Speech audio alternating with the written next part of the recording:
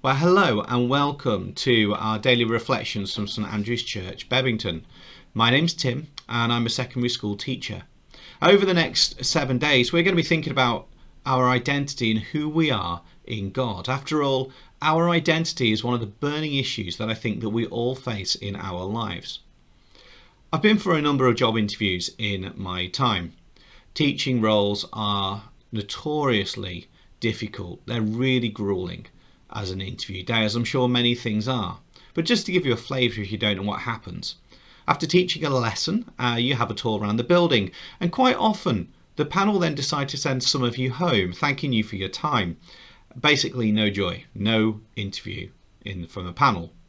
Then if you're fortunate to stay, you get given a light lunch, normally of cold sandwiches, where you sit and make small talk with the rest of the candidates in the panel.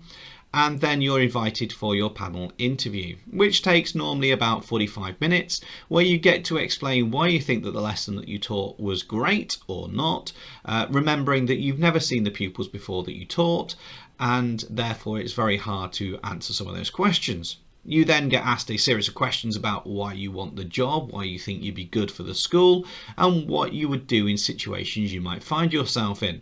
And then at the end you're asked if you're still a firm candidate.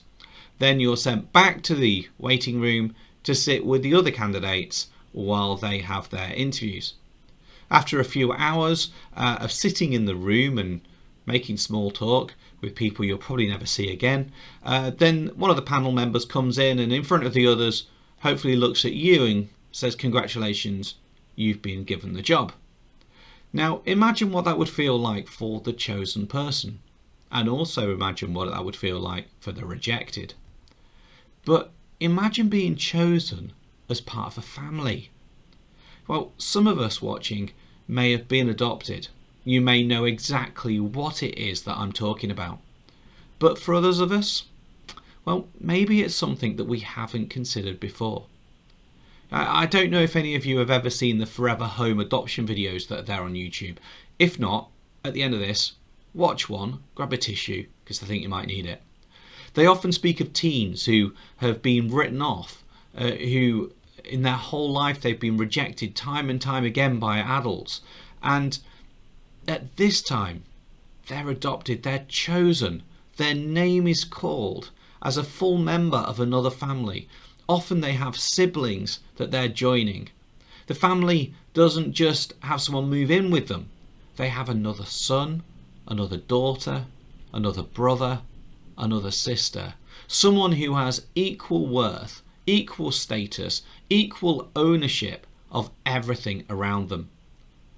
And so they have value. For the children who have felt valueless, worthless, rejected, suddenly they have care, they have importance, and they are chosen above others.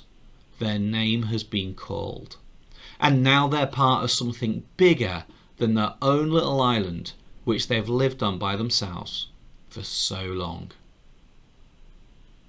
But being chosen from a biblical perspective, well, the Bible is littered with quotes about us being adopted by God. But I really like Ephesians 1:5.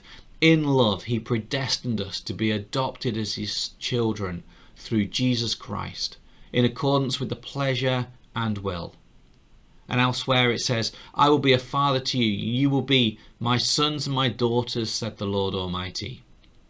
Well, these are just two quotes about how Jesus has enabled this through a broken relationship to be restored so that God is able to welcome us home, blemish free, as one of his children, washed by the blood of the Lamb. And when we're adopted, we become heirs, heirs to all the good things that God has promised us. We can therefore be called children of God. It says in Romans 8, "Now if we are children, then we are heirs, heirs of God and co-heirs with Christ, if needed, if indeed we share in his sufferings, in order that we may also share in his glory." And his children, we have an inheritance that can never perish, spoil or fade, kept in heaven.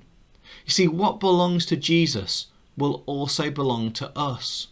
Christ gives us his glory, his riches, and above all things, we are welcomed as God's family, as Jesus is.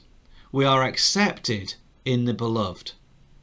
After that belongs to Jesus Christ, will belong to us, the co-heirs as well. So in conclusion today, we think about the massive difference that adoption and heirship should make.